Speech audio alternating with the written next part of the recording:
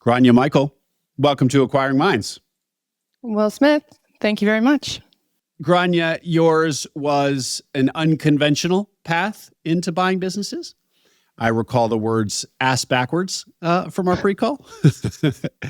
And yet here correct. You are, owner of a $3.5 million light manufacturing in large format commercial printing business.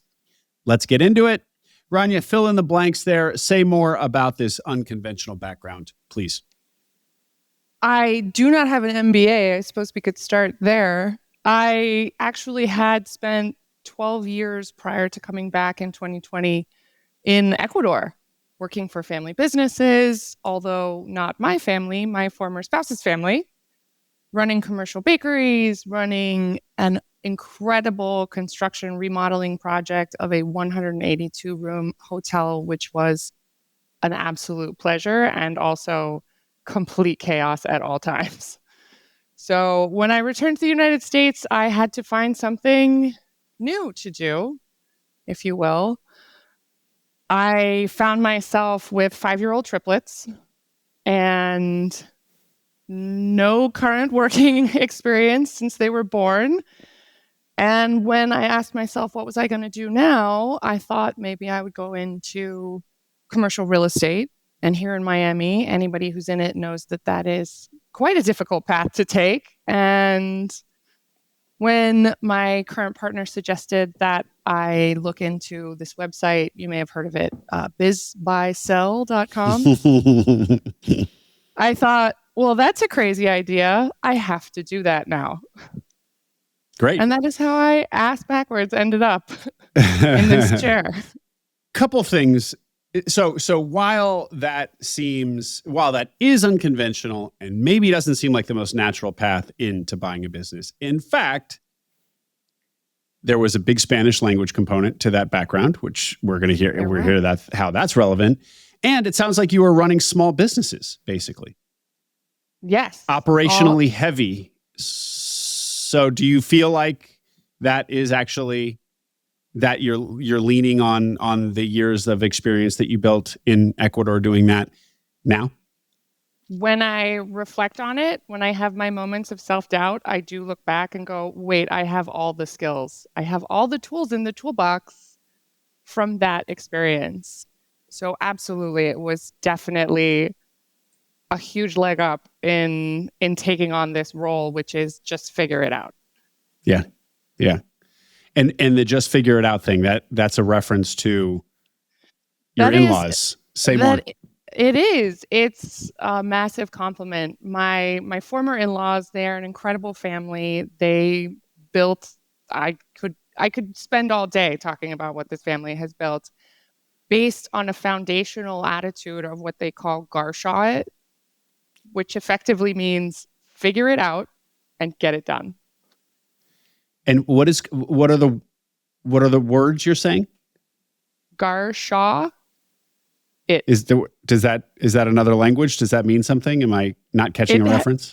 No, you're not. You're not. It's actually a reference to another story, and it is a mispronunciation of Garcia. So Garshaw. Garcia became Garshaw, and Garshaw it became the mantra of it doesn't matter if you know how to do it, just go get it done. Yeah. And well, it's a fantastic motto for an entire family. I think it's a great life motto, period, but particularly in our world. Okay. And so your now partner says, this Biz Buy Sell site, go look at that. And it inspires you. It grabs you. It does. Why does buying a business grab you? I had spent so long, I suppose, being my own head of house and captain of my teeny tiny ship that I had no inclination to return to being somebody else's first mate. And I needed to be a pirate, like the woman I was named after. You're named after a pirate? I was named after an Irish pirate who was not well liked by Elizabeth I. Oh, wait, did you say a female pirate? A female pirate. Wow. That I feel like that actually, you are kind of invoking her spirit, given that you're like the third woman I've had on the podcast. Not actually, but it probably is single digits or less than 15. What's that? I'm glad to boost the numbers. No one's keeping count. Don't worry. Yeah. Okay. And just to be clear that we heard this correctly, triplets? That is correct. And so you spent ages 0 to 5 of their lives out of the professional environment, not doing the work you were doing in Ecuador, but being a stay-at-home mom or captain of the ship. Captain of the teeny tiny ship. Captain of the teeny tiny ship. Yes, I was fully dedicated to parenthood. When someone tells you you're about to have triplets, there's absolutely nothing in the fiber of your being that makes you want to have more kids. So that was it for me. I was like, we're going to do this. We're going to do it right. And then when they're off to school, I'll find my next path. And I found it. So you're now living in Miami. Tell us what the parameters of this search are going to be. I opened my search with everybody's ideal search parameters. The unicorn deal that everybody wants when they open their buy box. It's the 750 to 1.3 EBITDA with no ad backs and recurring revenue and 40 years of stable earnings and all of those things that simply aren't for sale, at least not for self-funded solo searchers on BizBuySell. So I definitely had to make repetitive adjustments to that buy box and to those parameters. And throughout the process, I found myself honing it until I realized that I wanted something that was in the real world. I had to have something that was in Miami, or at least relatively close, so that I could keep my kids in their school. And I knew that I was going to do this solo like a complete lunatic and use SBA 7A funding, which put me under the 5 million mark. My box was nice and tiny. The financial parameters, though, if you were looking initially, albeit idealistically, for 750 and above, then you were going to have some resources to put to the equity of whatever business you acquired, or you were going to have to raise money? No, I was in a position that I did not have to raise investor capital. I just had to ask very, very nicely of Jared at First Internet to cover, say, 90% of my purchase price. Jumping ahead, we will get there to the structure of this. Okay. And say more about the actual evolution of your search, Grania, because I actually feel like this is a big part of your story because there's a big emotional component to it. So yeah, in your own words, please. I have met so many incredible people through the ETA community, and it is a very emotional process. And while we are, of course, all staring at spreadsheets and trying to run models and trying to figure out what's our DSCR, how much capital do I need to bring in, who's going to be on my cap table, every decision that you make and every adjustment you make to your buy box is very personal. At the end of the day, you're going to be the one buying and running this business. And I spent over 2 years between beginning my search and sitting in this chair. And the number of times that I questioned my sanity is infinity. And the number of times that I had to be sort of talked out of the valley of what am I doing? This is so difficult, and who am I? And I don't have an MBA, and how am I going to compete? It was a very emotional ride, and without the community that I had surrounded myself with, I'm sure that I would not be in this chair. But the support that I received along the way was so important to my search, more important than any spreadsheet. And yeah, and I think that it's a very common experience that we hit this moment of self-doubt and questioning and why am I doing this to myself? And I hit that a number of times and I just kept going. And tell me about the fact that you didn't talk much about the fact that you were searching to buy a business for the early, I don't know how many months. Most of them. Most of it. Most of them. It wasn't until recently that I opened up to everyone around me what I was up to. When I began my search, as I said, I don't have an MBA. I don't have a background in finance. And, no one in private equity would probably touch me. They'd be like, you're too disorganized. But hey, it's okay. But I had this, I drank the Kool-Aid on Napoleon Hill's attitude towards, if the person you're speaking to is not going to be able to contribute something that's meaningful or helpful, or worse, might say something detrimental or unintentionally unsupportive, you may end up off track. So I chose to keep my cards very, very close to my chest. And I spoke to close friends who are entrepreneurs about it, and they gave me really great guidance and really great support. And for people who I love and I'm very close to, but was not willing to open up to yet, I just said, they would ask me, what are you doing? Are you working? Yeah, I'm working. Oh, what are you working on? Oh, spy shit. And that was my response. I was very, very secretive because I didn't want to be talked out of it. So Napoleon Hill, that's Think and Grow Rich? Yes. And so he says, I be careful of whose input you take or even expose yourself to, because it can put you on the wrong track. It can discourage you. You have to be protective of your own kind of headspace. And so you were worried that talking to certain people in your circle about buying a business, that you would be discouraged. And you following his philosophy, you said, I'm not going to put myself in the position to be discouraged. And how do you reflect back on that approach?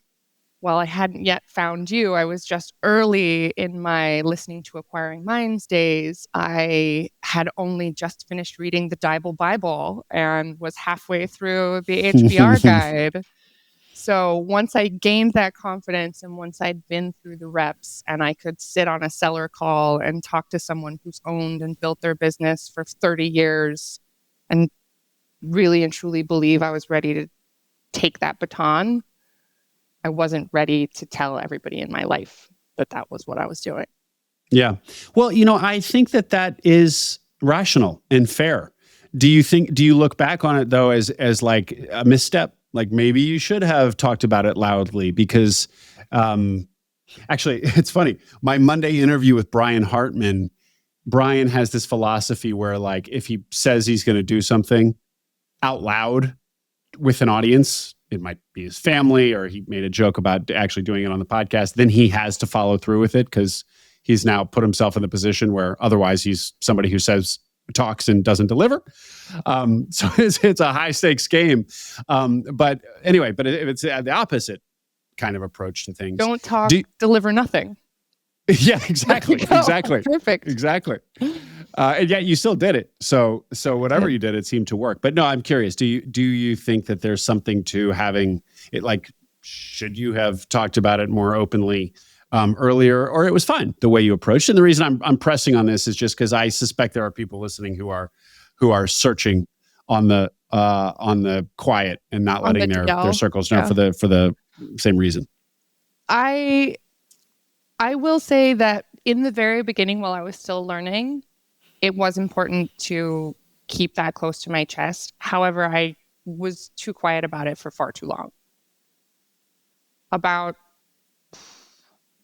Very recently, actually, this December, I was speaking to a lifelong excellent friend of mine who held my feet to the fire and said, every time we hang out, you and I have the same conversation about just a different deal that you're trying to work on.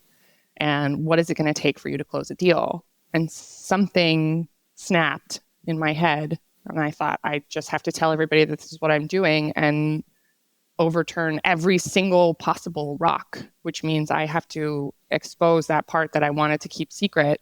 I have to expose that to absolutely everyone.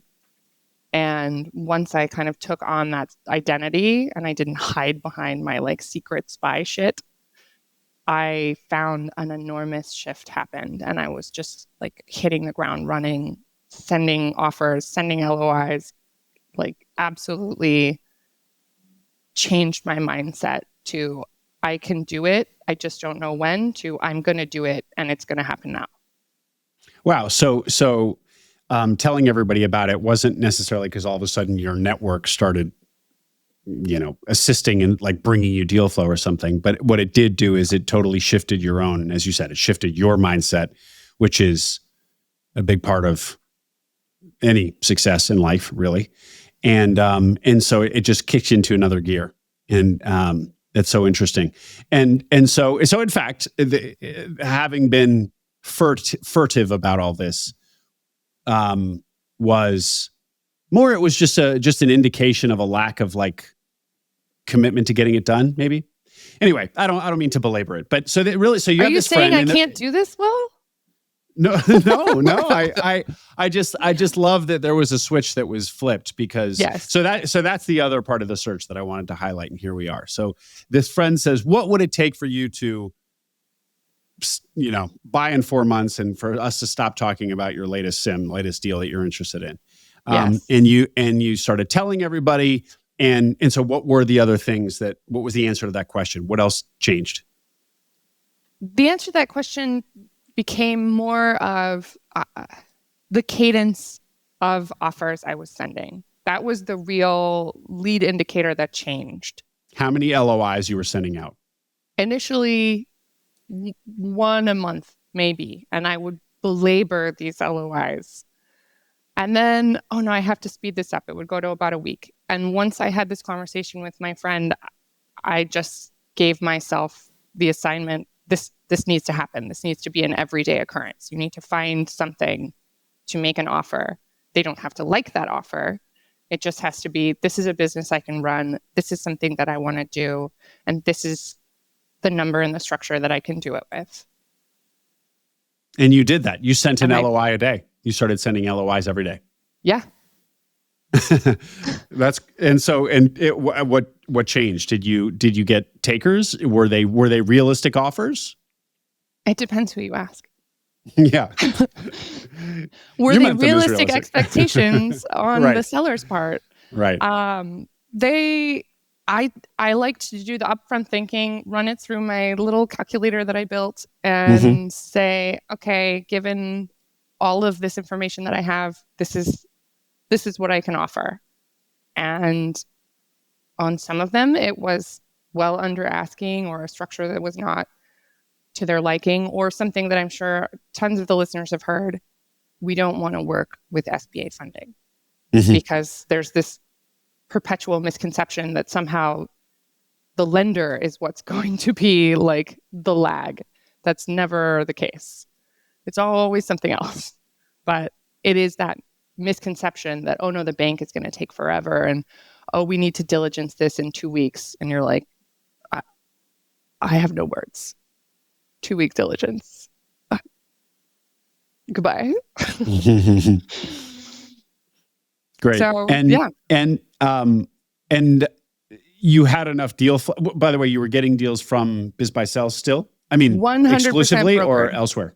100% brokered deals. Meaning Biz by Sell, or also you developed relationships with broker? Okay. I didn't spend time developing specific relationships with specific brokers. It just kind of naturally happened that I gravitated and got along with some of the brokers, and we would chat. One of them called me yesterday to see how I was doing. I was like, "Oh, I bought a business," and I wouldn't say that it was like a specific, like find the brokers in the area and like take them out to lunch, because that's a strategy I've heard also works.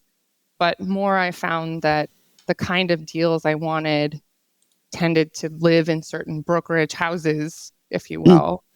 And I would follow specific M&A firms and get on their CRM. And after 2 years of getting on people's CRMs, all of a sudden these deals are just hitting your inbox, and you have more in your inbox than you can even quickly go through, which was a wonderful problem to have. Oh, wow. So you actually found that even though you were quite geographically constrained, Miami or Miami Metro or South Florida, that after months of doing this, there was enough deal flow to be sending out an LOI a day, however kind of realistic those offers actually were. But also enough that you just felt like every day you woke up to enough to do or enough interesting opportunities to look at. Absolutely, because once you hit that deal flow and you're going and you've expanded your buy box, which I think is important to mention, these were not all deals that fit squarely into my buy box. I realized that if I was going to do this, I had to push and pull wherever I could. I explored the concept of getting, 5 very, very small businesses, putting them all together and going, okay, you've got 200 in earnings, and the seller is one of 2 employees. Like, okay, if I scramble this together, I can figure it out. And I did have to expand my mindset in order to keep all of that deal flow going and sending the offers and everything. But absolutely, once you've been in this for a while, your email will do you lots of favors. Mm-hmm. Great. So tell us about the business that you ended up closing on. Why? What? Tell us about it. Why'd you like it? Why do I love it? You mean? Why do I adore it? Why do I think it's the greatest thing in the whole world? I think I manifested this one. I wanted something that existed in the real world, and printing and manufacturing exist in the real world. You can touch them. I promise. I've been out there. I go touch stuff all the time. And when I found this and I met the seller for the first time over Zoom, she was sitting in this chair right here.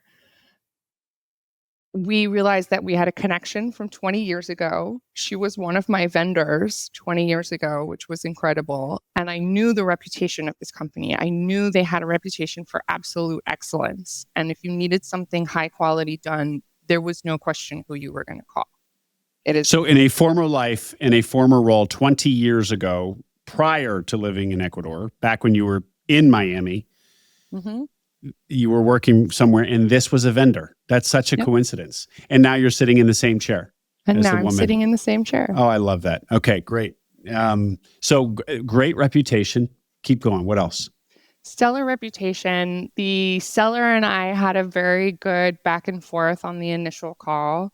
It was clear that she was someone who was very decisive and very warm and cared very, very deeply about her business and her people.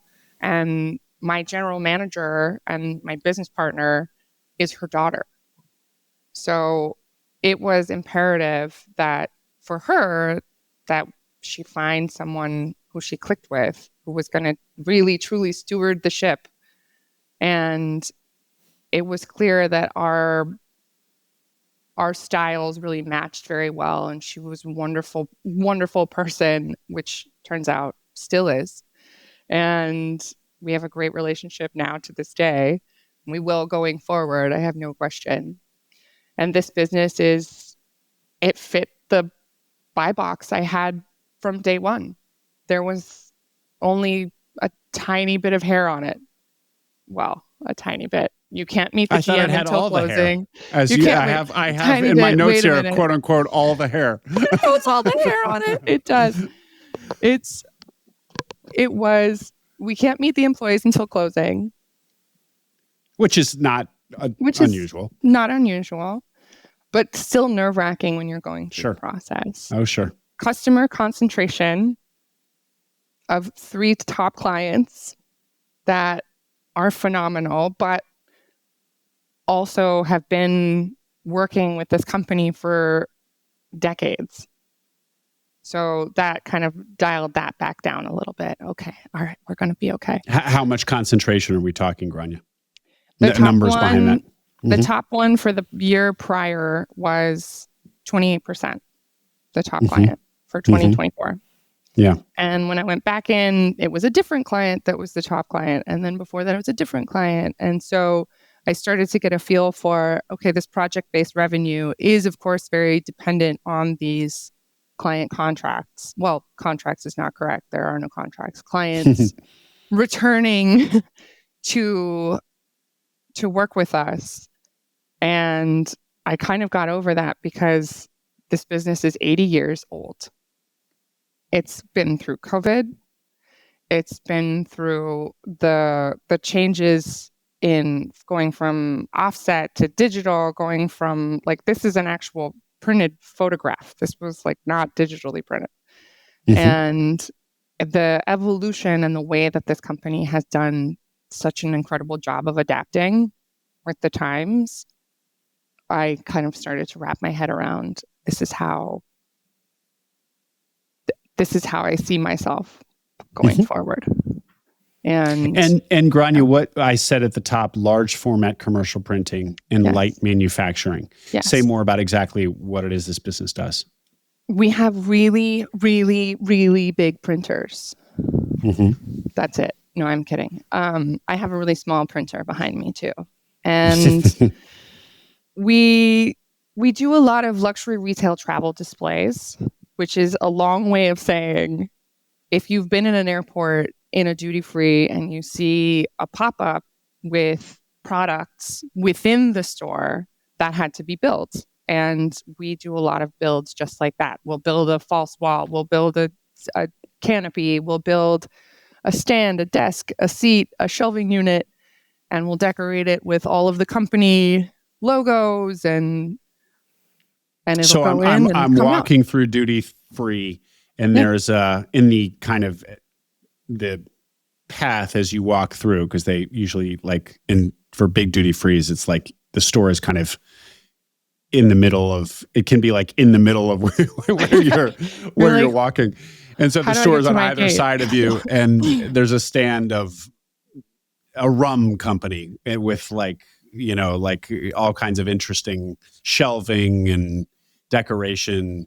Stand where the rum is there to be bought. Okay. Yeah. Very cool. Very interesting. Yeah. And much like, a page in a magazine, you get a one-page ad in a magazine and it runs in that month's issue. This is a similar concept. You'll buy that piece of floor, rent that piece of floor for the month, and you can put your display and off you go, and it looks beautiful. And then next month it's got to come out and somebody else will be renting that spot. So your customer is not the duty-free company. Your customer is whatever the good is being sold there, the rum in my hypothetical, the rum company. Our customer is whomever would like to work with us. But in that example, it would be... It's a little complicated in that it is kind of all of them. Okay. So we have to follow guidelines and regulations for, local areas and duty-free and the client and the... But it's great. Great. And then what about the large format commercial printing? That sounds like it's different than what you just described. The large format, we'll do a lot of backlit signs, and we'll do my favorite things to see come off of there are these big, beautiful acrylic prints. So we'll print directly on a sheet of acrylic like this size, and we're on audio. It's very big. I'm pointing to something behind my head that's very, very big. And it's a night, what is that? The skyline at night of Miami, I assume? It's the Miami skyline from quite a while ago. And print directly onto the acrylic, and then we can, using a sheet of adhesive, put it onto a structural PVC or an aluminum, and you have this stunning frameless art piece that seems like it's just floating on the wall. And I love seeing them come through production. Because if you're going to print something that big, it's going to be beautiful. And so what would the use case of that be? Like, give me an example. Where is it, again, sort of some sort of marketing campaign, temporary thing, or is that stuff more permanent signage, sort of stuff? Those are definitely more permanent installs. So we work with museums, we work with artists, we work with government offices who want to represent their local area in a very, very beautiful, impactful way. And we will help them do that with our really, really big printers. So this really is, first of all, to your point of wanting something tactile, boy, did you get it. Also, very aesthetic. I mean, what you all are producing is meant to delight and dazzle. That's gotta scratch an itch, an artistic itch. Oh, does it ever? I'll walk through production and just be amazed at what they're up to. And they're like, holy wow, that's so beautiful. It's almost just like, I almost feel a little sad when it goes out the door. I'm like, I'll never see it again. It was so pretty. Yeah. But understood. But really, what a great feeling to just be producing something beautiful all the time. Okay. Returning to the nuts and bolts of the business, the boring stuff, the spreadsheety stuff. Can you share the revenue, profitability, et cetera? I will share it, because going back to what I said earlier, when I'm open about anything and everything, it seems to go really, really well. Top line was 3.5. Earnings were 750, no add backs, discretionary earnings, I should be clear. And the multiple was fair, very, very fair. I paid 2.5. And how profitable is a business like this? Margins? It was about 17%. Yep. Okay. Oh, sorry. You just told me 750 on 330 on 3.5 is right. So that's EBITDA, less than. Yeah. Oh, that's more like, what is that? Well, that's included. That's actually more than 20. But SDE, right? Yeah. Right. Thank you. That was one thing. It took me about a month to figure out what's the difference between SDE and EBITDA. It seems like they're the same thing. The owner's salary. Mm-hmm. Mostly down here. It took me a month to figure that out. Well, you're not alone, Grania. It's a confusing one, and even then, it's not super clean. But as you know, because then you can have. So, what's the difference then between SDE and adjusted EBITDA? Often, adjusted EBITDA is simply EBITDA minus owner salary. And so down here imaginary in Main Street back. land, it can be blurry. Okay, so back to the strengths and weaknesses of the business. So project-based, we've said that. Yes. However, great reputation and revenue clients that come back again and again for, I guess, quite literally some decades. Yes. Headcount? 20. And proximity to your house? What time is it? Miami traffic. Oh boy. Because we measure things in hours and not miles for some reason, it's about 15 minutes, no traffic, maybe less, and over an hour if I hit that beautiful sweet spot in traffic. Oh, yes. Anyone in Miami is familiar with the Palmetto at 5 p.m. That's a bridge, a tunnel? It's a highway. It's a north-south highway, and it's a lot of fun. You know, it's like a ride, a really slow, boring ride where I listen to audiobooks and podcasts. There we go. Great. And the terms. So yes, we'd already touched on them earlier. Could you flesh it out for us? I offered the initial LOI at full asking. She was represented by a fantastic brokerage who, as they once put it, were batting 1,000 on valuation, and I believe them. Yeah. Really? The bank apparently always agrees, and they put a very fair price. I did not get. Do you want to plug this brokerage? I will. I happily will. I worked with Tripp Lawson and Mike McCoy at Viking Mergers and Acquisitions. Okay. They're down here in Florida. I know the name Viking, but I assume what you just your compliments are more to these two particular individuals. These were the two that I worked with. Mm-hmm. And anyone who's in the middle of a deal or has gone through a deal knows it's going to go off the rails about 943 times. Mm-hmm. They kept the trains going when it was just everything. Very, very professional. Give us some examples of where things went off the rails. They didn't. They almost did. Oh, good. Yeah. So throughout negotiations, it's a very emotional process, and the LOIs that I always send leave room for negotiation. I'm a non-specific LOI sender. My LOI is about 4 pages. And as we're going through getting all kinds of things in diligence, and I'm asking for 1 million documents, and I'm like, I do really have to have this, or I can't finish my QOV, or why do you need that and not this? And they were able to navigate all of these kind of very emotional questions. Like, you're asking a seller in any of these circumstances, you're asking a seller to kind of bare their soul to you. Like, here's what I did with my baby for 5 years. Yeah. And they kept everybody very, very calm. We had a wonderful cadence of meetings. We had a weekly meeting. We sat and we all kind of checked in and made sure we were on track. When we got closer to closing, they were absolutely like coming in and, okay, this is weird. Push hard on this. Figure out what's going on over here.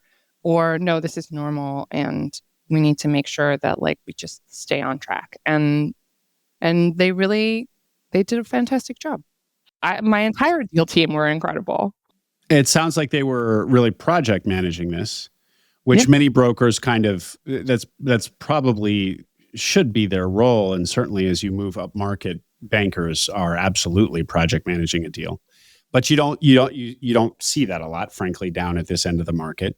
And that's why searchers and buyers are often the ones to have to project manage their own deal. And ultimately, I'm sure you would have. It's your deal to lose. So if they hadn't been so responsible, you probably would have gotten things across the finish line yourself. But all to say that sounds like they were doing a great job of just keeping it all together, which is not something that we see very often. Yes. So that was an awesome piece of the deal team puzzle. Those two are great. Great. Yeah. To the terms that you offered, or please. I initially offered, because of the customer concentration issue, I pushed for a 15% note from the seller, and I got it. Now, is that 15% with a forgivable seller note, which is okay? No, because that is a classic tool for heavily concentrated businesses. Go ahead. That I agree with you, and my own personal view of the seller note is more of, this is a vote of confidence in my business that I'm willing to say any seller note of any kind. I'm very confident in my business and in your ability to run my business. And yes, I will put my money where my mouth is. And so she did agree to that initially. Throughout the course of negotiations, I actually pulled it out of the deal to simplify it. But say more. How does that simplify? Or to sweeten it, I think is what you mean. To sweeten it a little. It was a question of both spreadsheets, a little bit of math, and a little bit of, let's not overcomplicate this even more. If I have one bill to pay, I pay one bill, we're good. I don't have to go running around town like making sure that I'm on top of each and every adjustment to Prime, which will be fun. I'm looking forward to that. So it really was to simplify for yourself, for myself, going forward, to have one lender to worry about rather than two. To have one lender, precisely. And the terms of the seller note were such that I would be alleviated in my monthly debt if I didn't have that shorter term note on the book. Say that again, please. Absolutely. The grand total that I was going to have to be out of pocket, based on the fact that the seller note was a 5-year term, was higher for the first 5 years than if I pulled the seller note and decided to go 90% debt with the bank. My monthly payment comes down with that 10-year term. Okay. And the SBA didn't push on this at all? Because often the SBA wants to see seller financing for precisely the reason that you said a minute ago, that it demonstrates confidence by the seller and a leash on the seller that that incentivizes them to make sure it all goes well. Certainly. And I cannot speak to other deals, but in this deal, there was a different kind of tether in that my general manager is the seller's daughter. So she has every incentive to see us both thrive together and not kind of run away into the sunset and live on a beach somewhere, which she's perfectly entitled to do.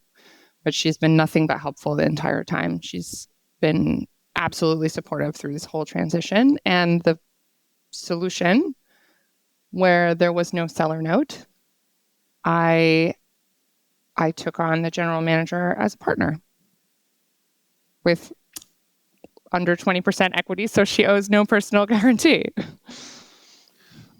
Okay. So instead of the seller note, you offered the daughter equity in the deal, in the business. Yes. Less than 20%. Yes. Okay. But she didn't have to come out of pocket for any of that. She did not. It is on a vesting schedule, which was, I think, the best of all worlds in that she is part owner. And I, without having met her when these terms were struck, I was in a position that I felt a little more comfortable that I wasn't going to end up having to buy them both out should that arise. Now, of course, I'm in the seat that I'm in and I know that everything is absolutely fine. But pre-close, there are so many uncertainties that you have to just kind of trust and build in whatever levers that you possibly can. So the vesting schedule was the answer to that. So I want her to stay. I want her to stay with me. How long is the vesting schedule? It's 5 years. So 20% a year? Or is there like a cliff? It's actually 50% halfway through. If I'm remembering. This is a pop quiz. I've already forgotten all my deal terms. That's okay. My brain is now filled with derm permitting. But it's not linear. There's like a cliff where after Grania, if you don't remember, it's fine. Yes, that is correct. It is not linear. It's half of the equity halfway through, and then a quarter at 75 and another quarter at 5 years. Gotcha. Fascinating. And so, can you tell us how much equity? 5%. Oh, wow. Okay. Very interesting. Yes. Now, this daughter, being the GM in the business, could cut both ways. It could cut in the positive in the way that you've just described.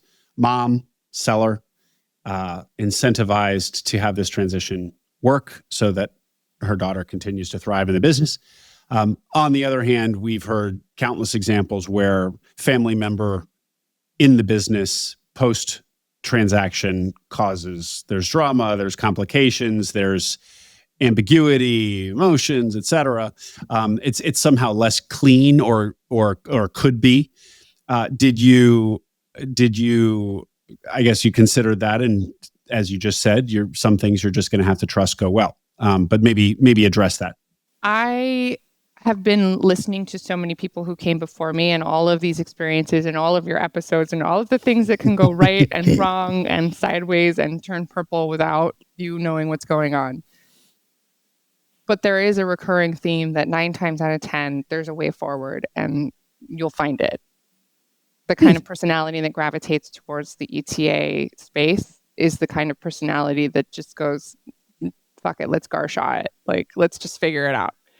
And I knew that I was putting myself in that position and risking entering into a family dynamic that I had no idea about. But I knew the seller and I had spent a lot of time speaking to her. And I got a sense of how she might interact with her family. And she didn't seem like and she still isn't, fiery, chaotic, none of that. So leading with that, okay, the relationships within the family are probably going to be family. And they have been. There's been a very smooth move from her in this chair to me in this chair when it comes to her family members, which has been Fantastic. wonderful. Yeah. Fantastic.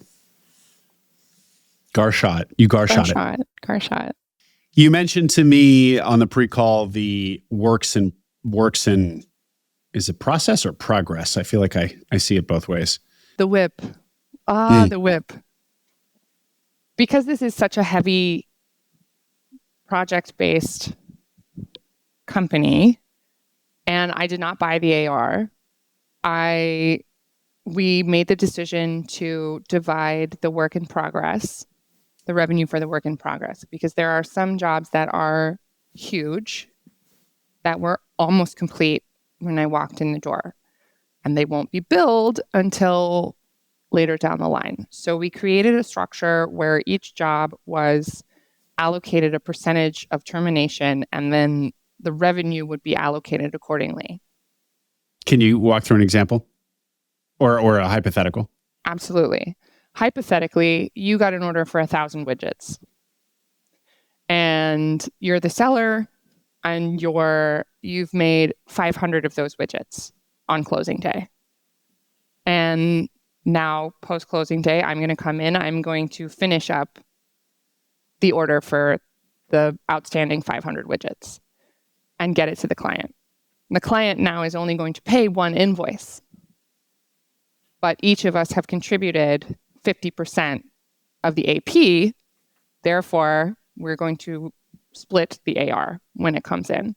And the work in progress it's all on an Excel spreadsheet, but it ends up being in real life, not in spreadsheet life, a very large portion of my brain sometimes. Like, wait, where does this go? Who does this? Where do I get that? Right.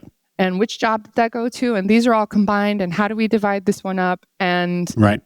And although it is definitely a fair way to divide outstanding AR with projects that are in process, if I had known how much work it would have been, I would have asked for a valuation and put it down at the closing table and said, okay, I will buy the work in progress. So anyone who's dealing with a potential work in progress piece of the deal, just buy it. Just buy it. Interesting. But don't you feel that just buying, so when you say just buy it, you mean prior to close or as part of the transaction, coming up with a lump sum that encapsulates all of this work in progress, so that you don't then have to worry about it anymore once you're in the seat. Precisely. I think if you considered it inventory, that's, inventory that is in a separate category, would you be, we are often willing to purchase the inventory at close. Mm-hmm. And I think if I thought about it as inventory rather than project and work, I might have been able to more kind of see that I don't really want to sit and split. I would have preferred to just buy the inventory and say, okay, now we're easy peasy. Anything from here is this, and anything from here is that. Yeah. To be clear, even if you had done that approach, you still would have there would have been work in you and seller going through project by project by project, how much is done, how much has actually been collected, But your point is, it would have all just been done in one fell swoop, and then it's done. And now every check that you get, every payment that you get, or every project that's ongoing, you have to do all this arithmetic to figure out who gets what, goes back to the seller. Interesting. And your idea here of doing it as part of the transaction, is that something that is done? I'm unaware. I have no idea, but every time I talk to someone in ETA, like, they're always doing something that's never been done. Here's what I did. I started with one red paperclip, and then I bought a screw manufacturer. So I think it's certainly possible, as long as the SBA would have agreed to it. And I think if it had been structured as inventory, it might have been agreed to. And the arithmetic is not impossible. It's not difficult. It's basic, addition and division. The heavy lift is that it's coming after close when you are absolutely overwhelmed with tasks.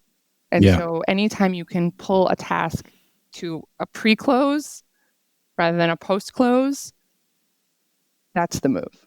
Yeah. That is absolutely the move. That's a great insight, Grania. And how many, just to give us a sense of the scale of complexity, or how many projects are ongoing, or how many work streams are on the sheet? There were, on the work in progress sheet, we had about 60, 75 jobs. Oh, wow. Yeah. Yeah. Yeah. It's a lot. Okay. Day one. Tell us that story. Do I have to? I was nervous. I was ready, not ready. I dropped the kids off at school and got in my mommy mobile and drove up, and I was still practicing my day one speech that I had honed and honed because that was something I could do pre-close. And I'm practicing it and I'm going over it and I'm going over it. And it was in English, as you might presume. And we get here to the warehouse and the seller pulls together the team on the warehouse floor and proceeds to tell them very, very quickly, very directly, I'm retiring. This is the new owner. However, prior to announcing that, she noted that there's no one who only speaks English in the room and gave the speech in Spanish. So on the fly, I had to flip that switch in my brain, try to translate all of the carefully curated wording that I had in English into Spanish while remembering to make eye contact with everybody and use a tone that's going to make people feel comfortable and try not to freak out, look confident, feel confident. And so all of those things are going through my mind, and I'm trying to get my thoughts out of my head in Spanish, which sometimes takes me a little minute to flip that switch, but it's flipped now. And just so I mean, obviously you gave the speech, so you speak Spanish, but give us a sense I mean, you had been in Ecuador for 12 years. You'd run operations for businesses in Spanish, but where is your confidence level today in Spanish? It's not what it once was, it sounds like. I spent quite a while in Miami speaking very, very little Spanish, which it causes it to get rusty. Right. And so I was like the Tin Man up there with my rusty little, like, stumbling over a couple of words, but I think I did communicate what I needed to. And now, of course, I'm back in the swing of speaking Spanish every single day again. But it was, man, that's brutal, Grania. That's really brutal. I have to say, it sounds like your seller's lovely.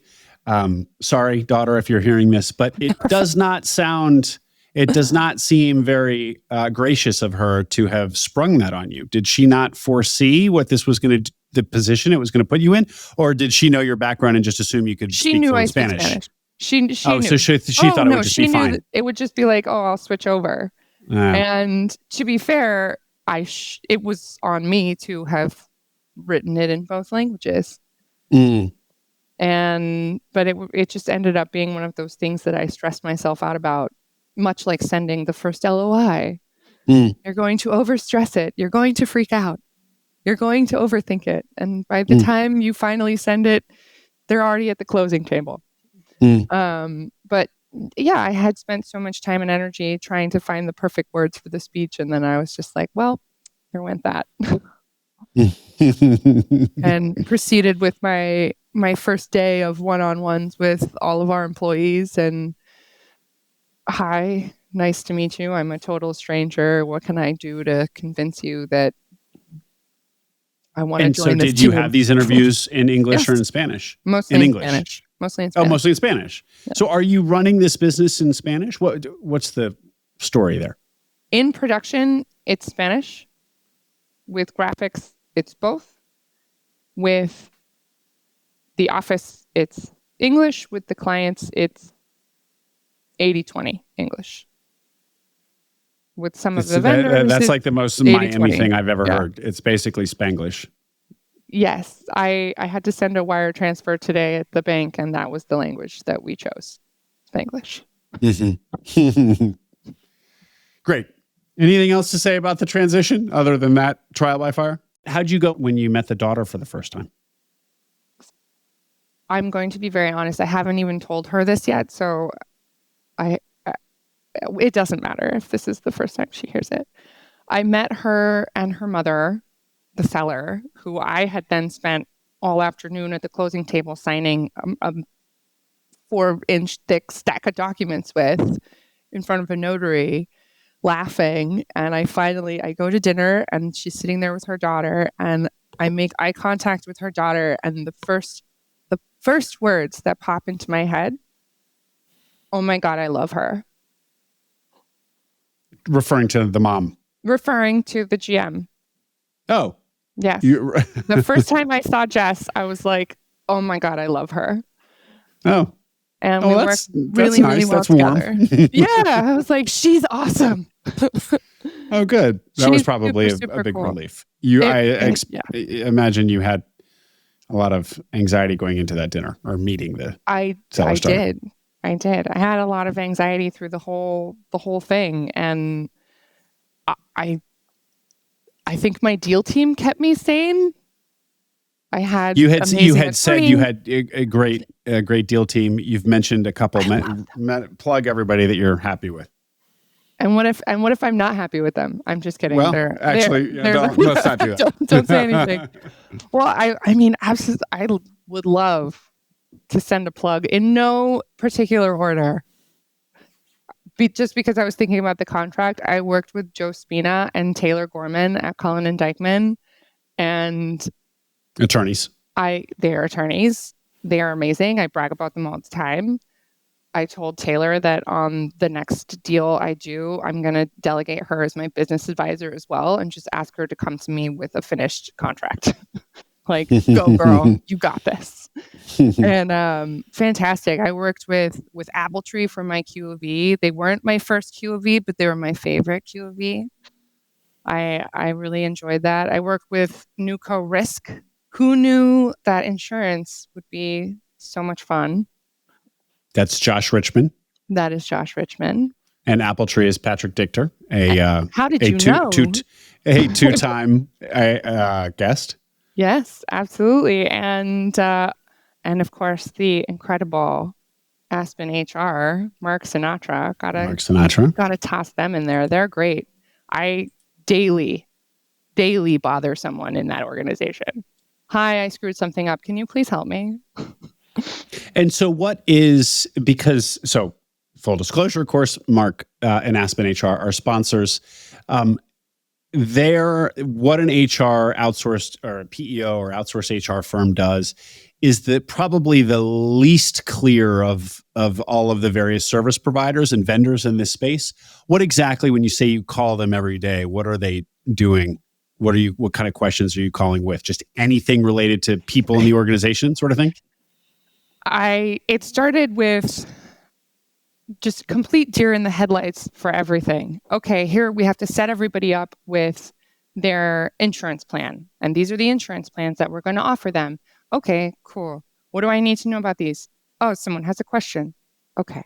So they set up back end for you all of your insurance plans based on whatever handbook instructions you have. For example, here we have a very large employer contribution to those health plans. They take care of all of that. They take care of payroll. They gave me software for punching in and out. They directed me to a 401k provider. They have held my hand in everything HR And almost every day, I'm like, I can't figure this out. Can you please help me? What is going on? And somebody missed their punch. Somebody can't click in for vacation. Why is this not working? Somebody needs their health card, and they're on it. So they are my whole HR department, and I just have to click a few things, and boom, they take money out of my account once every 2 weeks and send it where it needs to go. Great. That was really helpful, Grania. Thank you. And so they have some sort of, they're also the provider of some sort of SaaS tool or cloud tool. I don't know if they provide it or if they're affiliated with it. They use iSolved. I see. Which is, okay. Yeah, the HR software that I log into on a daily basis. Gotcha. Yeah. And of course, First Internet Bank, who most of the listeners have heard of. Who's that? Who's the name? First Internet Bank is the silliest name for a bank, I think, in the whole wide world. First Internet. Like, no, the internet was first. But Jared Johnson is amazing and has been super supportive and directed me and been like, we're going to get this done for you. And his whole team at the bank are absolutely amazing. Amazing. Great. Yeah. Jared, for those who don't recognize the name, may recognize the face. He wears a cowboy hat. So if you've seen a guy in a cowboy hat, an SBA lender, that would be Jared. That would be Jared. Great, Grania. Speaking of people problems, you've had a few. I have. What have they been, and how'd you navigate them? Well, these are the classics, and I will say thank you to you, Will, for all of your wonderful interviews covering these exact points and how to manage them. You're welcome. Wonderful. Yes, you're my secret guru. I had a key employee come to me 2 days after the acquisition and ask for a significant raise. I had to say, yes, let me think about how much and not now. Which was something I learned listening to everybody who came before me. Don't hand out raises.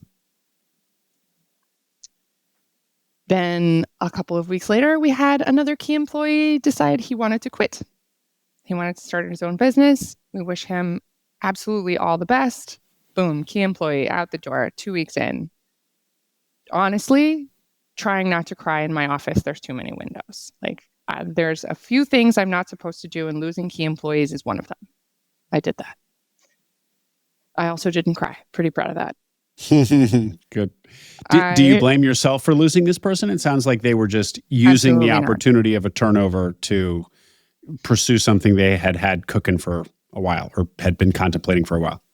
When I spoke to Jess, our GM, she let me know that she felt this was coming for quite a while. He had started his own business and was doing it on weekends and was now ready to go full time into it. And entrepreneur to entrepreneur, I hope he crushes it. I hope he does a really, really a really great job. And I know he will. He's a wonderful human. Nice. Very gracious. A week later, we had, hey, he's a person. He's great. We had another employee was served a letter informing him that his right to work in the United States had been revoked and he needed to come months down the line to another meeting. And boom, another employee out of here. And an hour before you and I had our pre-call 2 days ago, I let our controller go. So when you asked me what was our head count, it was 20 when I bought it. And now? 17.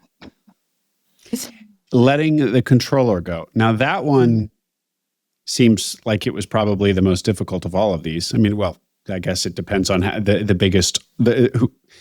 the size of the hole that's left is really is how you gauge that. But you had to fire somebody. Yeah. That's always extremely unpleasant. Had you ever fired somebody before? Yes.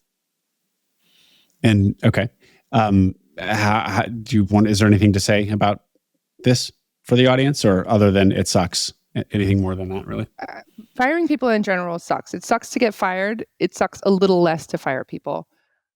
this was the most amicable termination, I think, in the history of job exits. I walked into his office, sat down in a chair in front of him, said, "I have some bad news. I've made the decision to terminate your employment here." And he looked at me almost with a smile, like, "Oh, I knew we're not a good fit. It's not personal. I understand." I could tell. I could tell that we didn't have the same working style and that it just wasn't going to be a good fit. He's like, "It's fine.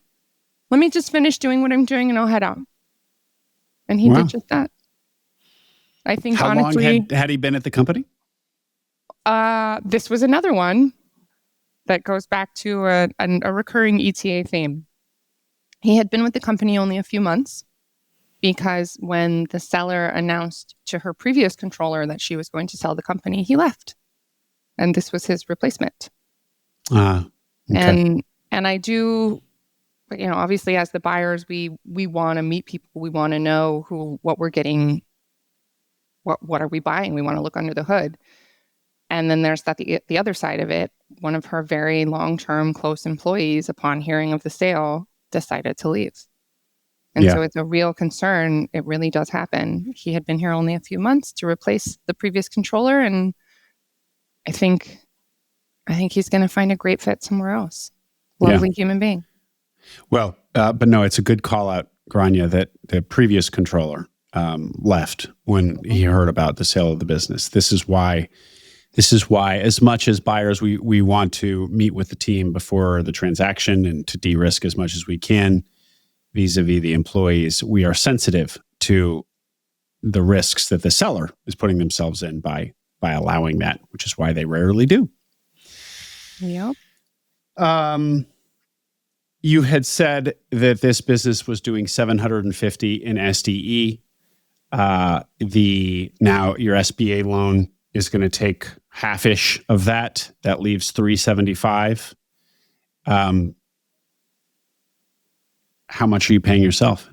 Will you share that?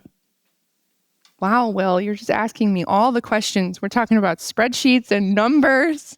I pay myself $125. And how did you arrive at that number? I did a little bit of math on how much my lifestyle was costing me and how much the salaries around me are, and came up with a number that was going to keep me happily living the lifestyle that I have, which is not terribly extravagant, and making just about what the GM makes. And why did you anchor your salary to everybody else's or to the GM's, since you are the one who's put her neck out after all? I am also the weakest player on the bench right now. I have not got the industry expertise that everybody else does, and I'm making myself earn it. Interesting. And is that because for like an internal reason, or does everybody know what you make? No, they don't know what you make. They don't know what I make. So, and obviously they don't know what you make, but well, I guess if they listen to this. Yeah. Thank you, acquiring minds. Well, no, but I guess you can also sneak into the accounting office, like if you want to know. I guess the reason I asked that is just because you were. It sounded like you wanted to be not paying yourself too much more than everybody else for perception reasons. But if they don't know what you're earning, then that in fact is not the motivation. So it's really more of an internal kind of, you want to earn it. I want to earn it. You want to earn a high salary. Yes. Mm-hmm. I want to earn a high salary and use that to celebrate wins when they come. Nice. Well, it also has the benefit of giving you that much more working capital. So back to the napkin math, 750 minus, call it half of that to the SBA, that leaves 375 minus your 125, leaves about $250,000. This is very approximate, to reinvest in the business or pay yourself a dividend, But am I doing the math right? And how do you think about how you're investing, what you're going to do with that money? Are you pouring it all back into the business? Are there big reinvestment initiatives, or is it just going to sit there to be, a pile of working capital just in case, or what? At the moment, it's tight. Working capital is tight. It's going to be tight the first year. This is not news. I'm not special. And at the moment, I'm focusing very much on putting money where it's going to have the most value. I do intend, once we really start growing, to buy more businesses to add on. I'm already psychotically on Biz Buy Sell looking at our competitors and sending NDAs. Yes. If Jared's listening to this, he's going to be like, I told you not to do that. I'm doing it anyway. When did you close? We didn't get the date. I closed on the day that I put as my projected closing date in my LOI. Which never happens, ever. Never, ever. First time? Ever happens. Yes. Actually, our brokers commented, like, if this will be the first time in the history of the firm. Wow, really? Yeah. And so what was it? It was April 11th. So you are now 5.5 weeks in. I'm basically done this forever now. I've got it all figured out. And how is, by the way, the fire hose drinking going? How do you feel just in terms of, overwhelm or not? The first 2 weeks, overwhelm is not an option. It just is. The amount of information that has to be absorbed the first 2 weeks, passwords, people, clients, vendors, information, systems, software. I went home absolutely dead. Now, 5 weeks in, any overwhelm is overwhelm that I choose. I have a mountain of permits to fill out. I have a mountain of tasks that need to get done. And now without a controller, that got even bigger. But just like the deal, just like finding the deal one step at a time, one little thing at a time, and being overwhelmed never helped anyone accomplish anything. Grania, anything that we didn't get to that you wanted to make sure to share? I would like to share that a big inspiration for starting in this journey, and everybody's journey is very, very personal. I want to build an empire for my 3 daughters to watch and earn and inherit and see that in a man's world, women are perfectly capable of playing the game and sitting at the table. That's a beautiful why. Really is. You got to have a why, because this shit is hard. Yeah. It's hard. I will put your LinkedIn in the show notes. Perfect. Is that fine for people to reach out that way? Honestly, I have a very unusual name, so I can't hide. Just give them the link. It makes it easier. Great. Perfect. And what's the name of the firm that you bought? We didn't say. We didn't even say. Associated Photo and Imaging. Associated Photo and Imaging of Miami, Florida. That is correct. Here we are. Grania Michel, congratulations for Garshawing it. Thank you. For the first steps of building an empire for your 3 girls. And thank you, Will, for being such an incredible part of my journey. Before we even met, you had provided me with so much experience and learning and knowledge and encouragement. And I bring it to work every day, something I learned from your show. Wow. And you're amazing. Wow. You're an inspiration in this community. It is greatly appreciated. Well, thank you so much. That is extremely generous, and I'm blushing. So we'll cut it here. You earned it. Grania Michel, thank you. Bye, Will. Hope you enjoyed that interview. Don't forget to subscribe to the Acquiring Minds newsletter. We send an email for every episode with an introduction to the interview, a link to the video version on YouTube, and soon key takeaways, numbers, and more essentials from the interview for those of you who don't have time to listen or watch it. Subscribe at acquiringminds.co. You'll also find all our webinars there on the website, both those we have coming up and recordings of past webinars. At this point, there are over 30 webinar recordings, a wealth of information on all the technical nitty-gritty of buying a business. acquiringminds.co.